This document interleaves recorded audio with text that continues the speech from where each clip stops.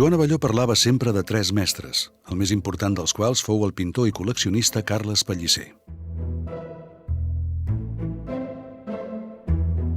En aquesta sala de la casa del pintor hi trobem diferents obres de Pellicer i objectes de la seva col·lecció.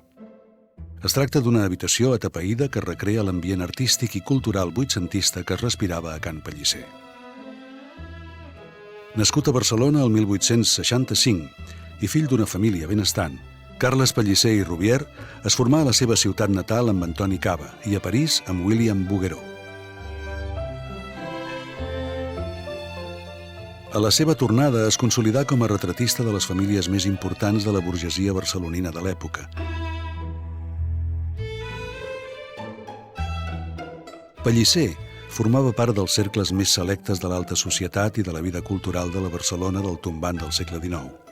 A casa seva, situada al Passeig de Gràcia número 4, s'hi celebraven vetllades per les quals hi van desfilar destacats personatges del món de la cultura i la burgesia de la ciutat, els compositors Enric Granados i Frederic Mompou, el pianista Frank Marshall, l'artista polifacètic Apel·les Mestres, les sopranos Maria Barrientos i Conxita Badia, l'actriu francesa Sara Bernard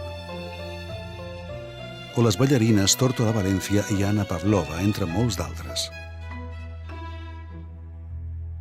La primavera de l'any 1946, acompanyat pel pintor Pere Pruna, Abelló entrà per primer cop a Can Pellicer per continuar la seva formació artística. S'hi va estar fins a la mort del mestre, el 1959, sempre fascinat pel singular ambient que s'hi respirava. Així ho descriu Abelló a L'Hora del te, l'únic llibre que va escriure i que va publicar el 1961 en homenatge a Carles Pellicer. Llargs passadissos que conduïen al menjador, literalment farcits de teles, ceràmiques, arquetes de tots els estils, domassos i relleus. Tot plegat tenia un aire estrany, com de museu abandonat, amb un cert regust necrofílic. La casa respirava un aire nostàlgic d'abandó conscient, gairebé dolorosament assolit. Les cambres estaven plenes de papers i de records, un ram de flors marcit d'anys i més anys, una nina plena de pols i de teranyines, la tapisseria de les butaques esfilagarçada per la ganivetada subtil del temps. Quan Abelló va conèixer Pellicer, aquest ja comptava amb 81 anys i una vista molt deteriorada. Van conviure durant 14 anys, durant els quals Abelló s'enriquí de les llargues converses amb el mestre. En morir Pellicer, el pintor molletà va heretar nombrosos objectes personals seus, alguns dels quals es conserven en aquesta sala. Hi trobem apunts i dibuixos de figurins que palesen el gran interès de Pellicer per la moda i la indumentària femenina, sobretot de la dona parisenca de la Belle Époque.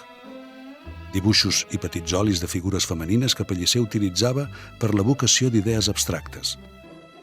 La chaiselongue d'estil napoleònic que el pintor barceloní va fer construir per la divina Sara Bernard, igual com la que l'actriu tenia a la seva casa de París i que utilitzava durant les seves estades a Can Pellicer quan actuava a Barcelona.